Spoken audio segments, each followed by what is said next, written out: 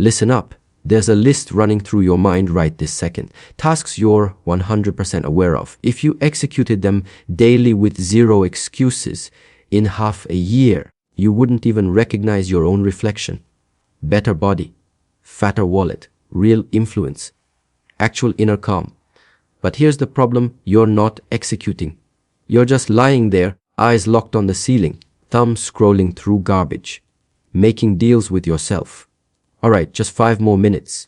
Then 5 becomes 60, 60 becomes another lost day down the drain. Then it hits, that suffocating weight crushing your chest, whispering that you're throwing away your gifts. You tell yourself it's laziness, lack of willpower. But that's BS. You're not lazy. You're biologically hijacked. Your brain wasn't built for success, it was built to keep you breathing. And breathing loves the easy road. Your own mind is literally drugging you with fake feel-good chemicals to keep you safe, comfortable, and stuck. But what if there was a cheat code? A way to skip the mental argument completely. A method to rewire your brain so it craves the struggle as much as it craves your feed right now? It exists. It's called the override system. Master it once and motivation becomes irrelevant forever. Here's what most people don't get: your brain is ancient hardware. It hasn't had a software update in 10,000 years.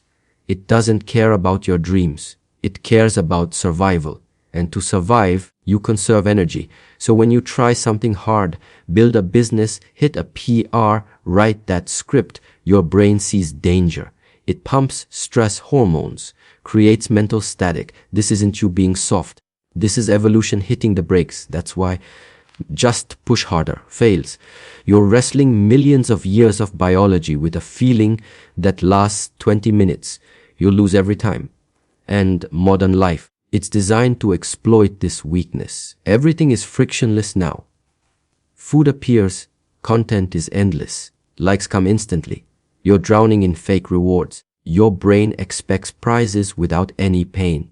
So when real work shows up, the kind with no instant payoff, your brain freaks out and begs for the pacifier. The phone. This is the modern human condition. Numb, distracted, consuming instead of creating. But there's a glitch in the system, a backdoor. Scientists call it neuroplasticity. I call it mental reprogramming.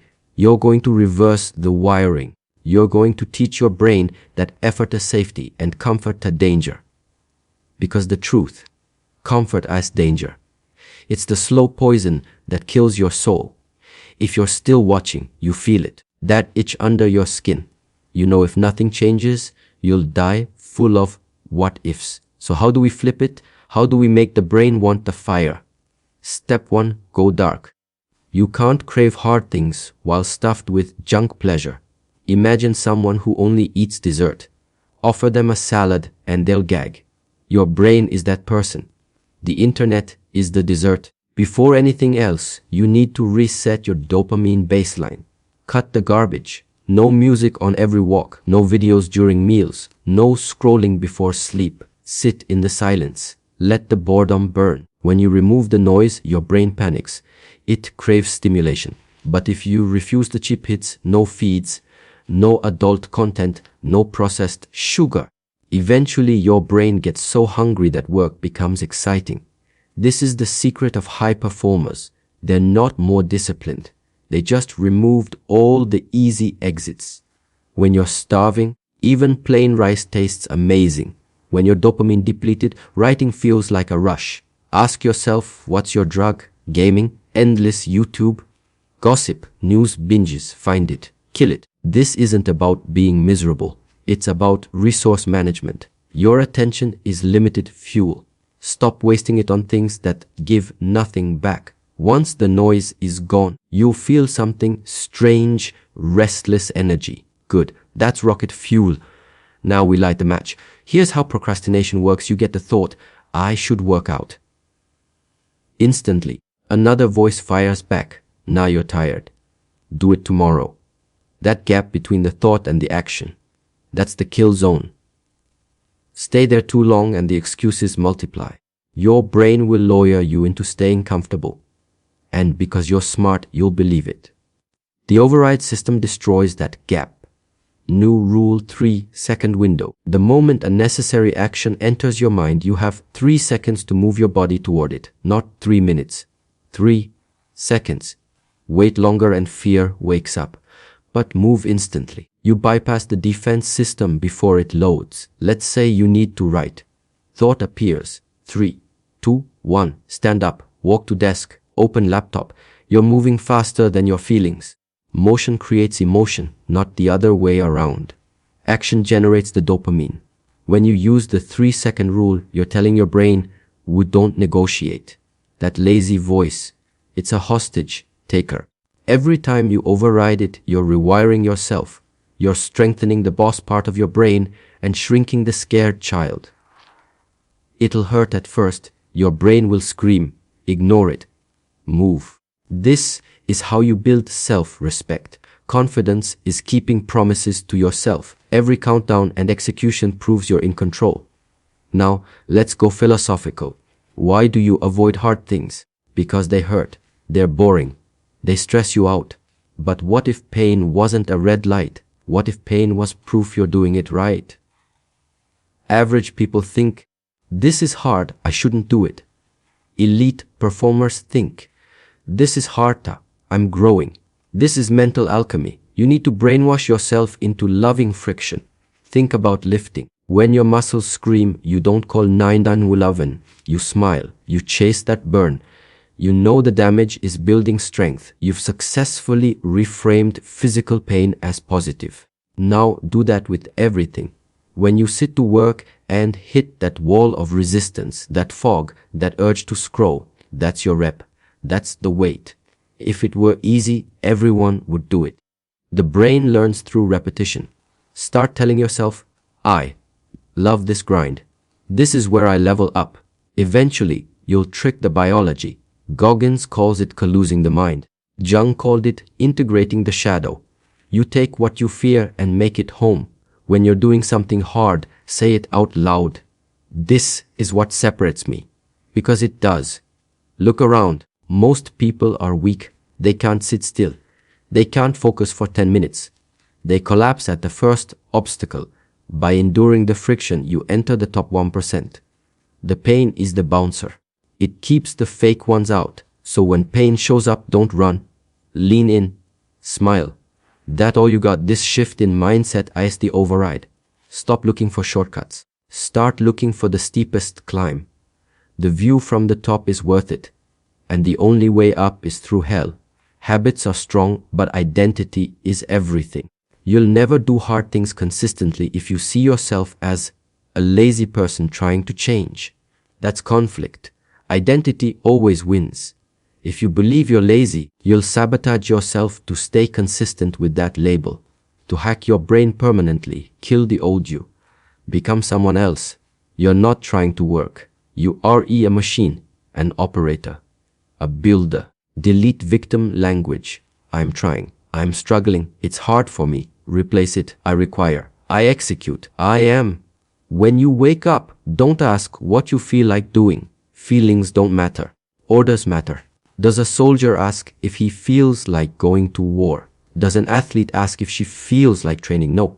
They have a mission. You need the same mindset. You are the general, A&D the soldier. The general plans. The soldier obeys. The soldier doesn't get a vote.